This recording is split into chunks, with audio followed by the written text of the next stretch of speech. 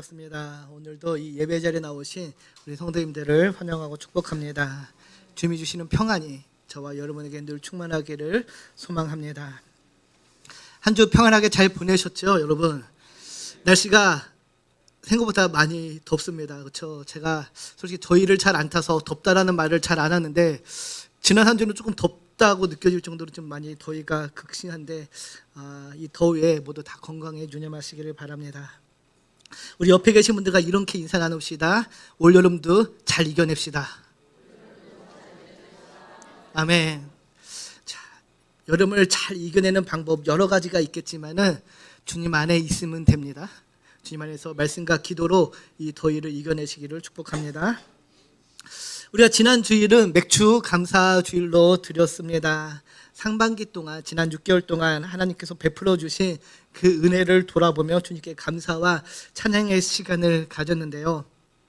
지난 6개월의 시간을 돌아보면 참 많은 일들이 있었습니다. 참 다사다난했다라고 생각할 수 있을 정도로 많은 일들이 있었는데요. 저뿐만 아니라 여러분 개인적으로도 많은 일이 있으셨을 것입니다. 어떤 분들은 가정이나 일터에 새로운 전환점을 맞이하신 분들도 계셨을 것이고, 또 어떤 분들은 반복되는 일상 속에서 지치고 무기력함을 또 느끼시는 분들도 계실 텐데요. 이렇게 빠르게 지나가는 시간 속에서 가끔 혼자 스스로 이렇게 질문을 하곤 합니다. 나는 지금 잘 살고 있는 것인가? 사랑하는 한번 가족 여러분, 여러분은 지금 잘 살고 계신가요? 잘 살고 있으신가요? 우리는 모두 분명한 목적과 부르심으로 이 자리에 있습니다. 빌립보서 2장 13절을 보면 이렇게 말씀하시죠. 우리 같이 보겠습니다. 너희 안에 행하시는 이는 하나님이시니 자기의 기쁘신 뜻을 위하여 너희에게 소원을 두고 행하게 하시나니. 하나님께서는 저와 여러분 우리 모두에게 하나님의 기쁘신 소원을 두셨습니다. 그리고 그 뜻을 이루시기 위하여 우리의 삶을 인도해 가시죠. 그래서 우리는 그저 태어난 존재, 태어나서 살아가는 존재가 아니라 하나님의 계획 안에서 그분의 뜻을 이루기에 이 땅에 부름받아 온 존재라는 사실입니다. 이것이 우리의 정체성이죠. 그러나 세상은 우리로 하여금 그 목적을 자주 잊게 만듭니다. 바쁘고 치열한 경쟁 속에서 우리는 종종 방향을 잃을 때가 있죠. 정말 열심히 살고 있지만은 열심의 방향, 목적을 상실한 채, 또 이유를 모른 채 살아갈 때가 있습니다. 이럴 때 우리는 다시 말씀 앞으로 돌아가야 할 것입니다. 우리의 그 바쁜 일상의 걸음을 잠시 멈추고 삶의 방향을 다시 점검하며 하나님의 음성에 귀를 기울이는 그런 시간이 필요한데요. 오늘 그래서 하반기를 시작하면서 오늘 본문 삭개오 이야기를 통하여서 우리의 삶의 목적과 방향을 다시 한번 설정하는 그런 시간이 되기를 소망합니다. 제가 예전에 목사가 되기 전에 예전 교회에 있을 때 고등부 교사로 섬김을 섬겼는데 한 20년 동안 고등부 교사로 봉사를 했습니다. 그때 가끔 학생들에게 꿈을 물어보곤 했는데요. 너 꿈이 뭐니? 라고 물어보면은 대부분의 학생들이 특정 직업군을 이야기합니다.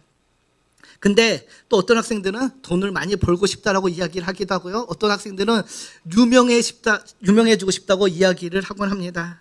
근데 한 학생이 아주 좀 평범하지만 특별한 답을 했는데요. 그 학생의 답은 행복하고 싶다였습니다. 행복하고 싶다. 아주 평범한 답이죠. 당시에는 조금 뜻밖의 답이어서 기억에 남는데요. 행복하게 살고 싶다, 행복하다.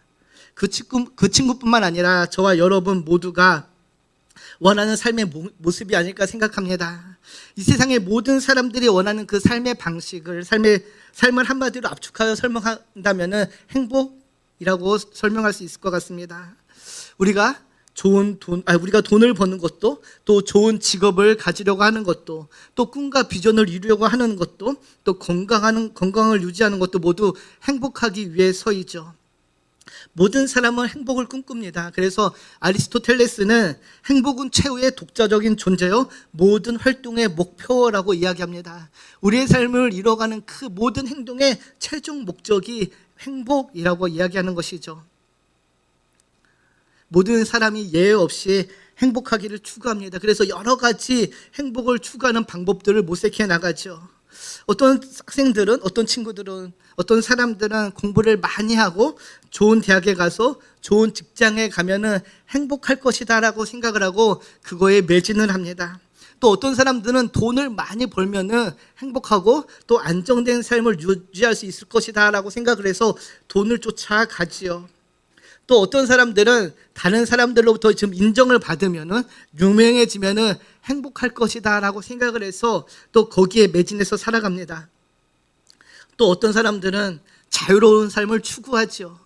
어디에 속하는 것을, 구속받는 것을 싫어하고 자유로움이 행복이라고 생각을 합니다. 사랑하는 한마음교회 성도 여러분, 여러분 어떠신가요? 여러분은 지금 행복하기 위해서 무엇을 쫓아가고 계신가요? 어떤 일들을 하고 계신가요? 세상에서 말하는 방금 말씀드렸던 그런 것들은 획득하면은, 그것을 가지면은 잠시 행복할 수 있습니다. 그러나 그것이 영원히 오래 지속되지는 않죠. 세상이 주는 행복은 찰나의 행복이라고 할 수 있습니다. 제가 지금 여기 핸드폰을 일부러 하나 갖고 올라왔는데요. 제 핸드폰입니다. 아이폰 16이에요. 얼마 전에, 그래도 좀 됐지만 얼마 전에 나왔습니다. 우리 학생들, 청년들은 새로운 핸드폰을 가지면은 행복할 것이다라고 생각을 해서 부모님을 졸라서 새로운 핸드폰을 갖고자 하죠. 그 행복이 얼마나 지속되나요? 그 기쁨이 얼마나 지속될까요? 일주일? 2주일? 한 달?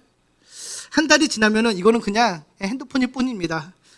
저도 지금 한 이제 4, 5개월 됐는데요. 벌써 한 10번 정도 떨어뜨린 것 같습니다. 이게 핸드폰이에요. 이게 별거 아니죠. 이처럼 세상에 주는 그 행복은 찰나의 행복입니다. 길어야 한 달? 좀 더 길면 몇 달, 그 이상을 지속되지 않죠.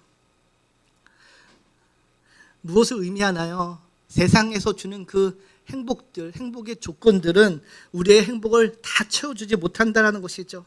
우리의 기대를 완전히 충족시켜주지 못합니다. 폴 마이어의 행복은 선택이라는 책이 있습니다. 정신과 의사, 상담사가 쓴 책인데요. 자신의 그 상담한 기록을 이렇게 정리해서 쓴 책인데 그 책에 그 폴 마이어가 이렇게 이야기합니다. 백만장자 사업가들이 내 사무실에 찾아와 하는 말이 자기는 큰 집, 요트, 별장, 착실한 자녀, 미모의 정부, 그것을 눈치채지 못하는 아내, 세상 안에서의 안정된 지위가 있지만은 자살하고 싶은 충동을, 욕구를 억제할 수 없다라고 털어놓곤 한다고 합니다. 세상에 줄 수 있는 것은, 세상에 가질 수 있는 건 다 가졌는데 딱 하나, 내면의 기쁨과 평안이 없다라는 것이죠. 그래서 마지막 수단으로 자신의 사무실에 찾아와 제발 자신이 느끼는 그 자살 충동을 극복하게 해달라고 애원한다라는 것입니다. 사람들이 보기에는 너무도 부러운 삶을 살아가고 있는 그런 사람들이 정작 행복하지 않다라는 것이죠. 그 안에 평안과 기쁨이 없다라는 것입니다.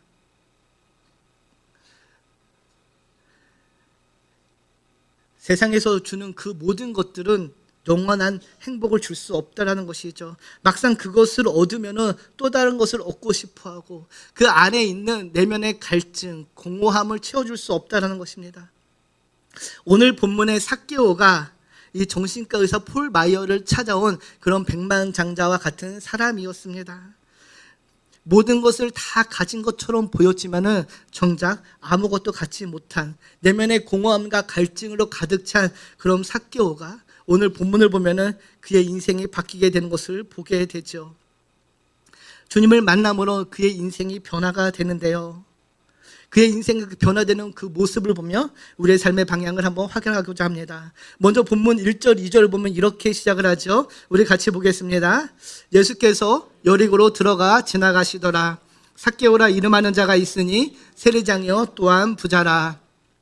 주님께서 여리고 성으로 들어가시는 것과 함께 삭개오라 하는 한 사람을 소개합니다. 여리고 사람으로 그 도시의 세리장이었다라고 소개를 하죠. 당시 여리고는 지금 표현을 하면 국제 도시였습니다. 남북으로 도로가 뚫려 있어서 상인들이 오가는 그 길목, 요충지였기 때문에 무역이 상당히 발전한 그런 도시였다라고 합니다. 그래서 무역이 활발하고 무역의 중심지가 되고 상인들이 활발히 오가니 그 도시에 무엇이 넘쳐났을까요? 돈이 넘쳐났습니다. 그래서 로마는 이스라엘의 총 3곳의 세무소를 갖고 있었는데 그 중에 하나가 바로 이 여리고, 돈이 많은 지역에 있었다라고 합니다. 그리고 그곳에 세리장이 바로 이 삭개오였죠. 그를 표현하는 알려주는 또 다른 말이 뭐였습니까? 부자였다라고 소개합니다. 사랑하는 성도 여러분, 여러분 부자 되고 싶으십니까?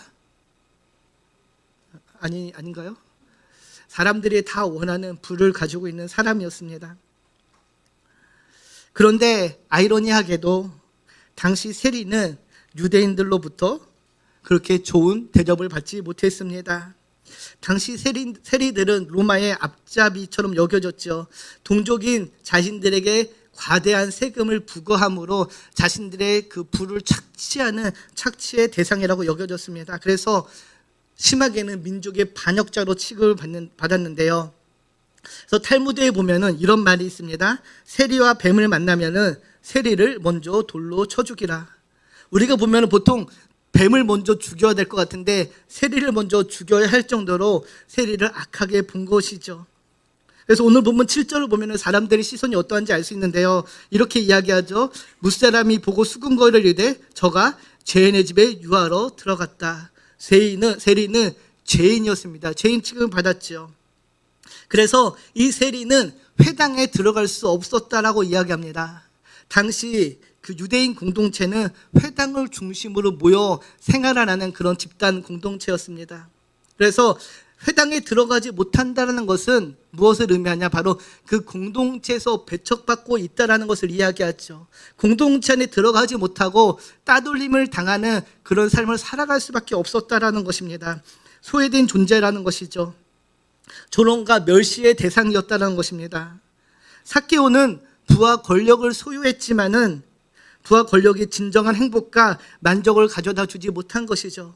사랑하는 성도 여러분, 공동체에서 소외받고 배척된 삶을 살아간다는 것, 조롱과 멸시를 받는 삶은 결코 행복한 삶이 아닐 것입니다. 바로 삭개오가 그런 삶을 살아가고 있었다는 것이죠. 남들이 보기에는 거대한 부를 소유했지만은 그 안에는 진정한 행복, 만족이 없었습니다. 그런 삭개오가 오늘 본문을 보면은 주님께 관심을 갖기 시작합니다. 그의 관심이 오늘 여리고를 지나는 예수님께 향하는데요. 본문 3절, 4절을 보면 이렇게 알려줍니다. 우리가 3절, 4절을 같이 읽겠습니다. 예수께서 어떠한 사람인가 하여 보고자 하되 키가 작고 사람이 많아 할 수 없어 앞으로 달려가서 보기 위하여 돌무화과 나무에 올라가니 이는 예수께서 그리로 지나가시게 되미로라.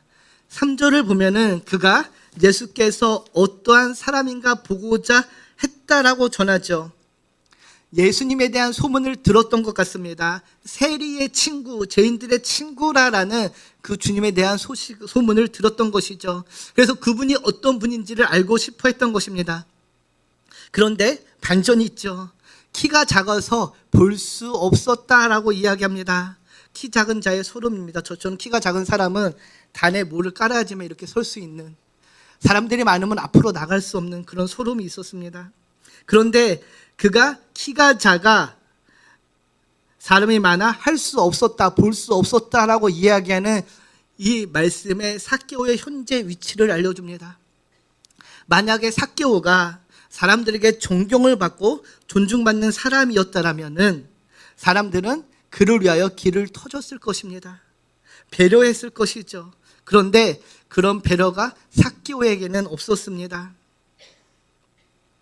부와 권력을 가지고 있음에도 불구하고 무리를 헤쳐나갈 수 없었던 것이죠. 사회적으로 소외된 자였고 다른 사람들의 보기에는 죄인이었고 조롱과 멸시의 대상이었기 때문입니다. 이쯤 되면은 삭개오는 세리장이라는 그 자신의 사회적 체면, 지위 때문에 그냥 돌아갈 법합니다. 다른 사람들의 시선이 따가워서 그만둘 것 같은데 삭개오는 포기하지 않죠. 그리고 한 방법을 생각해냈는데 바로 예수님이 지나가는 그 길가에 있는 돌무화과 나무에 올라가는 것입니다. 단순히 호기심이라고 말하기에는 그의 행동이 어떻게 보면 굉장히 사람들로부터 조롱받을 수 있는 그런 열정적인 행동이었습니다. 당시 유대 문화에서는 다 큰 성은이 나무에 올라가는 것은 경박한 행동으로 취급받았다라고 합니다. 그런데 삭개오는 그런 것을 전혀 개의치 않았죠. 이런 삭개의 행동을 단순한 호기심 때문이었다라고 생각을 하면은 우리는 그 성경의 문맥을 간과하는 것일 것입니다. 분명 삭개오 안에는 지금까지 살아온 그의 삶에 대한 채울 수 없는 공허함과 갈증이 있었던 것이죠. 마치 요한복음 3장에 보면은 니고데모가 밤에 주님을 몰래 찾아왔던 것처럼 그 안에 해결할 수 없는 질문과 궁금함이 있었기 때문입니다. 왜 삭개오는 이렇게 주님을 간절히 보기를 원했을까요? 왜 꼭 나무에 올라가서라도 주님을 봐야 했을까요? 팀켈러 목사님은 그의 책에 이렇게 설명합니다. 삭개오의 마음에 있는 병에 기인했기 때문이다라고 이야기하죠. 삭개오에게는 가슴을 치며 자신을 불쌍히 여겨달라고 기도하는 그 성전의 세리처럼 예수를 향해 사람들의 만류에도 불구하고 나를 불쌍히 여겨달라고 외치던 그 맹인처럼 주님을 향한 그 갈증, 갈망이 있었던 것입니다. 지금 삶에 대한 불만과 불안함, 공허함, 그 외로움을 해결받고 싶어 했던 것이죠. 그 안에는 입 밖에 내지 못했지만은 치유받지 못한 마음의 병이 있었던 것입니다.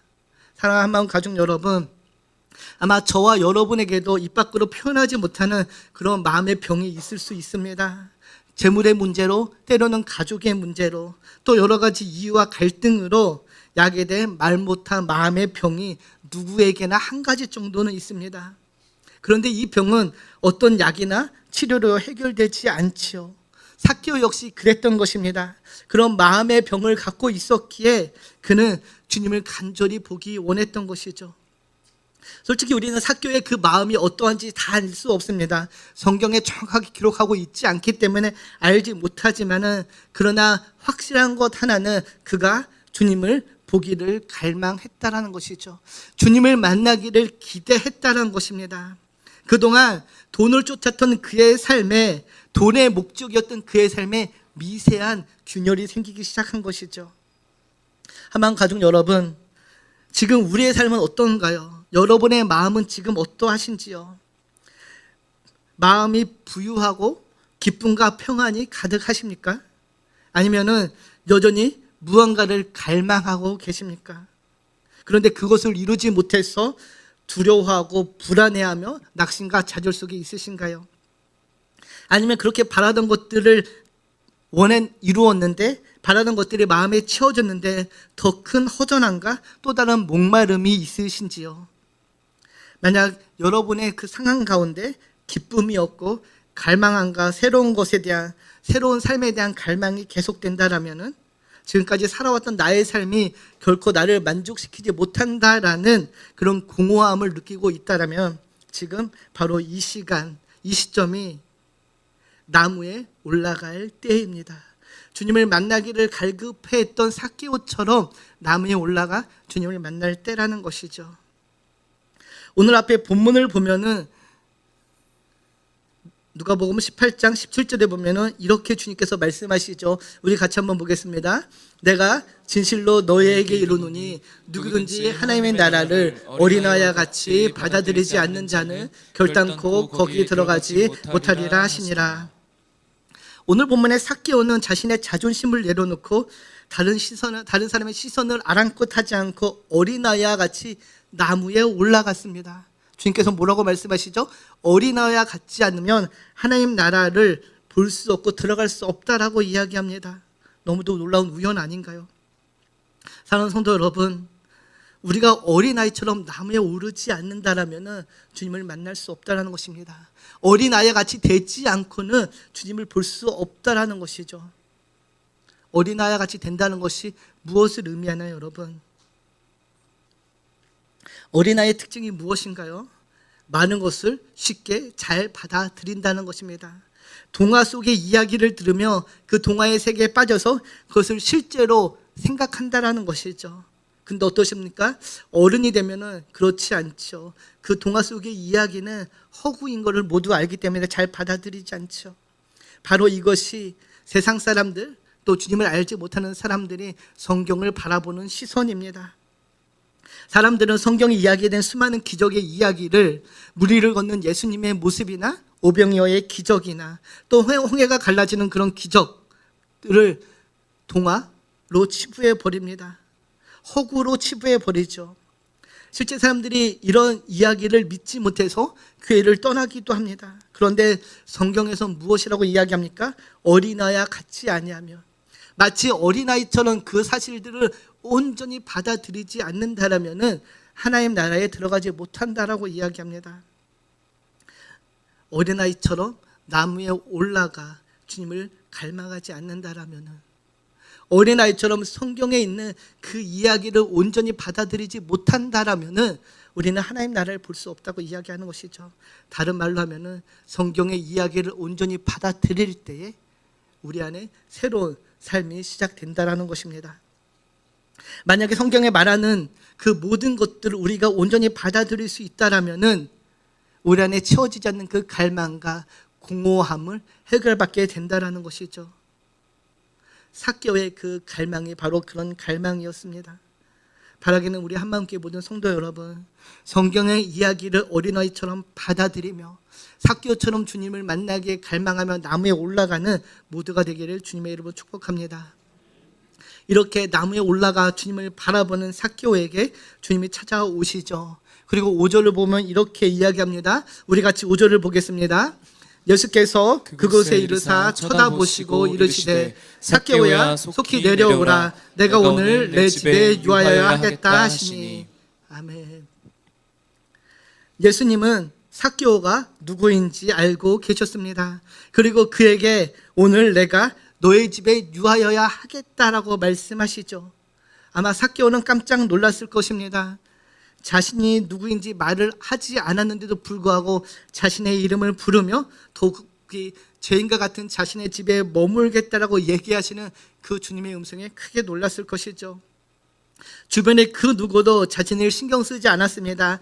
자신의 이름을 부르지 않고 오히려 비열한 인간, 조롱과 멸시를 할 뿐이었는데 예수님은 자신에게 찾아오셔서 오늘 내가 내 집에 너와 함께 유하겠다라고 말씀해 주는 것입니다. 얼마나 기뻤을까요? 6절을 보면은 급히 내려와 즐거워 영접했다라고 이야기합니다. 그 즉시 나무에서 내려와 예수님을 맞이하고 영접을 하게 됩니다.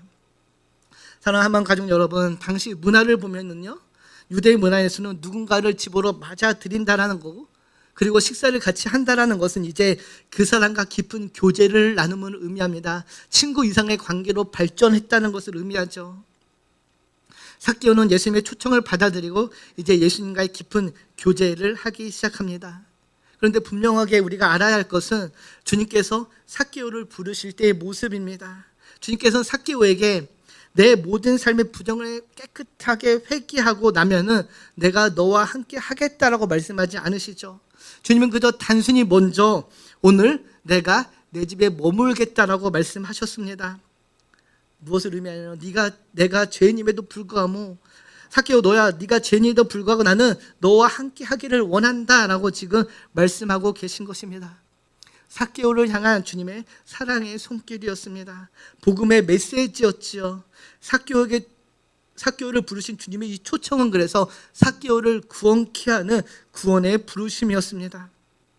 그리고 그 구원의 손길은 삭개오의 어떤 행위의 결과가 아니라 주님께서 택하신 그 택하심의 은혜라는 것이죠. 그리고 주님께서는 9절로 보면 삭개오에게 이렇게 이야기합니다. 예수께서 이르시되 오늘 구원이 이 집에 이르렀으니 이 사람도 아브라함의 자손이로다. 구원을 선포하십니다. 완료 시제로 말씀하시는데요. 이제는 구원이 이 집에 함께 머문다라는 것이죠. 왜 이렇게 주님이 선포하셨습니까? 주님이 이미 삭개오와 함께 하셨기 때문입니다. 생명이시고 구원이신 예수님께서 삭개오와 교제하기 시작했기 때문에 이제 삭개오가 그 구원의 놀라운 은혜를 누릴 수 있었다라는 것이죠. 사랑하는 성도 여러분, 예수님께서 주시는 그 구원은 우리가 율법의 행위를 통해서 얻게 되는 것이 아닙니다. 그냥 그것은 바로 그냥 예수님과 함께 하는 것, 그 자체가 바로 구원이요 새로운 삶의 시작이며 출발점이라는 것이죠. 우리가 오늘 하반기를 시작하며 붙들어야 되는 말씀이 바로 이것입니다. 삭개오가 예수님의 초청을 받아들여 자신의 집에 주님을 모셨던 것처럼 우리도 주님의 초청에 응해야 한다는 것이죠. 그리고 주님과의 깊은 교제의 시간을 가져야 한다는 것입니다. 주님과 동행하는 그 복을 누려야 한다는 것이죠. 오늘 내가 내 집에 유하여 하겠다는 그 사랑의 선물을 받아들이고 그분과 함께 이 동행함을 시작할 때에 우리의 삶에 놀라운 변화가 시작될 것입니다. 비록 우리가 죄인이며 스스로 우리가 인생의 실패자라고 느낄지라도 주님께서는 우리에게 말씀하십니다. 오늘 내가 너와 함께 하겠다. 이 말씀을 아멘으로 받아들이시는 저와 여러분이 되기를 소망합니다. 오늘도 우리를 향해 다가오시는 그 주님의 부르심에 우리의 마음을 열고 응답하시기 바랍니다. 그분과 함께하는 삶이 바로 구원의 삶이며 진정한 기쁨의 삶이 될 것입니다. 이렇게 주님을 영접한 삭개오에게 놀라운 변화가 일어납니다. 어떤 변화인가요? 8절을 보면 이렇게 알려주죠. 우리 8절을 같이 보겠습니다. 삭개오가 서서 주께 여짜오되 주여 보시옵소서, 내 수의 절반을 가난한 자들에게 주겠사오며 만일 누구의 것을 속여 빼앗은 일이 있으면 내 갑절이나 갚겠나이다. 아멘. 앞서 말씀드렸듯이 그의 인생에 해결되지 못한 많은 문제들이 있었습니다. 그래서 그것을 삭개오는 돈으로 충족하려고 했지요. 돈이 자신을 안전하게 지켜주실 거라고 믿었습니다. 인생 목표가 돈이었던 삭개오가 이제는 그 돈을 다른 사람에게 나누어 주겠다라고 이야기하죠. 누군가 속여 얻은 것이 있다라면은 4배로 갚아 주겠다라고 말씀합니다. 돈에 대한 그의 태도가 바뀌었죠. 그의 삶을 지탱하는 수단과 방법이라고 생각했던, 그의 삶의 유일한 목적이라고 생각했던 그 돈에서 삭개오는 이제 자유케 된 것입니다. 예수님이 함께한 기쁨을 맛본 후에 더 이상 그의 인생의 목적이 돈이 아니었던 것이죠. 예수님과의 관계가 회복된 후에 그가 다른 사람을 돌아볼 수 있는 그 삶의 여유가 생기기 시작했던 것입니다. 돈이 이제 인생의 목적이 아니었던 것이죠. 돈으로 자신의 존엄과 안정감을 더 이상 추구하지 않아도 되게 된 것입니다. 사랑하는 성도 여러분, 바로 이것이 회개의 열매요, 진정한 삶의 변환입니다. 사랑하는 성도 여러분, 진정한 회복은요, 나를 통해 공동체로 그 영향력이 흘러가게 됩니다. 주의 사랑이, 주님의 자비가, 주님의 그 긍휼하심이 나를 통해 흘러가게 되는 것이죠. 삭개오는 자신이 붙잡고 있던 것들을 내려놓고 예수님을 붙잡은 그 순간 진짜 인생, 예수님 중심으로 살아가는 삶을 맛보기 시작한 것입니다. 한만 가족 여러분, 오늘 이 삭개오 이야기는 2000년 전 성경에 기록된 하나의 에피소드가 아닙니다. 오늘 동일하게 우리에게도 일어나는 기적의 말씀이죠. 삭개오처럼 우리가 예수님을 만난다라면은 우리의 삶에도 이런 놀라운 변화가 일어나게 될 것입니다. 그동안 세상에서 좋다고 말하던 그런 것들을 추구하던 우리의 삶이 그것을 획득하지 못해서 두려워하고 불안해하고 좌절하고 낭망하던 그런 우리의 삶이 주님을 진정으로 만난다라면은 참 자유함을, 평안함을 누리게 될 것입니다. 사랑하는 성도 여러분, 오늘 삭개오가 주님을 만나기 위해 그 돌무화과 나무에 오르지 않았다라면은 그는 주님을 만나지 못했을 것입니다. 그가 그저 포기하고 돌아갔다라면은 주님을 만나지 못했겠죠. 오늘 본문 앞장인 누가복음 18장의 맹인 거지를 보면 어떠했나요? 주님이 지나가신다는 소리에 그는 목소리를 높여 다윗의 자손 예수여 나를 불쌍히 여기소서라고 외칩니다. 사람들이 시끄럽다고 하지만은 그는 전혀 아랑곳하지 않았지요. 다윗의 자손 예수여 나를 불쌍히 여기소서 더 크게 외칠 뿐입니다. 맹인은 알았습니다. 오늘이 아니면은 다시는 주님을 만날 기회가 없을 것이라는 것을. 그래서 그는 목소리 높여 외쳤습니다. 나를 불쌍히 여겨달라고, 나를 한 번만 돌아봐 달라고. 그런 그에게 주님은 외면치 않고 손을 내밀어 주셨습니다. 그리고 그의 눈이 떠지는 감격을 누리게 되죠. 은혜를 맛보게 됩니다. 마찬가지로 삭개오도 포기하지 않고 돌 무화과의 나무에 오름으로 주님을 만나게 됩니다. 사랑하는 성도 여러분, 저와 여러분에게 맹인 거지와 같이, 삭개오와 같이 주님을 만나기를 원하는 그런 갈망이 있는지 묻습니다. 주님을 간절히 만나기를 여러분 원하시나요? 그런 열망이 여러분 안에 있으십니까? 주님과 동행하고자 하는 그런 간절함이 여러분 안에 있으신지요? 그저 일주일에 한두 번 교회에 나와 예배를 드리는 것으로 나의 할 일을 다 했다라고 생각하는 그런 신앙에 머물러 있진 않는지 돌아봐야 할 것입니다. 그리고 거짓 맹인과 같은 삭개와 같은 그런 간절함으로 주님을 찾는 저와 여러분이 되기를 주님의 이름으로 축복합니다. 이제 설교를 맺습니다. 한만 가족 여러분, 오늘 우리는 삭개의 이야기를 통해서 방향을 다시 설정하는 은혜를 나누었습니다. 삭개오는 자신의 인생을 오랫동안 잘못된 방향으로 살아왔죠. 잘못된 것을 목적 삼아 살아왔습니다. 세상적인 성공과 물질을 쫓았고 사람들에게 손깍지를 받으며 외로운 삶을 살아야 했습니다. 그러나 예수님을 만난 그날 그의 삶은 완전히 달라졌습니다. 주님께서 그를 찾아오셨고 그의 이름을 부르시고 그의 집에 들어가셔서 함께 유하시자 놀라운 변화가 그의 삶에 일어나게 됐죠. 삭개오는 주님과의 그 만남 앞에 이제 인생의 새로운 방향을 써 내려가게 된 것입니다. 탐욕에서 나눔으로, 죄에서 회복으로, 외로움에서 구원의 인생으로 변화되고 그런 새로운 삶을 살아가게 됐습니다. 사랑하는 한만가족 여러분, 지난 6개월 동안 여러분의 삶 어떻습니까? 많은 우여곡절이 있었을 것입니다. 시행착오도 있었겠죠. 잘 살았다고 생각될 수도 있고 때로는 후회가 남는 그런 시간이었을 수도 있습니다. 그러나 그런 상황 속에서 주님께서는 우리에게 말씀하십니다. 내가 너와 함께 하겠다. 이 약속의 말씀을 믿으시고 새롭게 치료를 시작하며 하반기를 시작하는 저와 여러분이 되기를 축복합니다. 지금 우리가 어디에 있든지 우리가 다시 쓴 우리의 삶의 방향은 예수님 중심으로 살아가는 삶이 되어야 할 것입니다. 주님을 만나면 그렇게 변화되게 될 것입니다.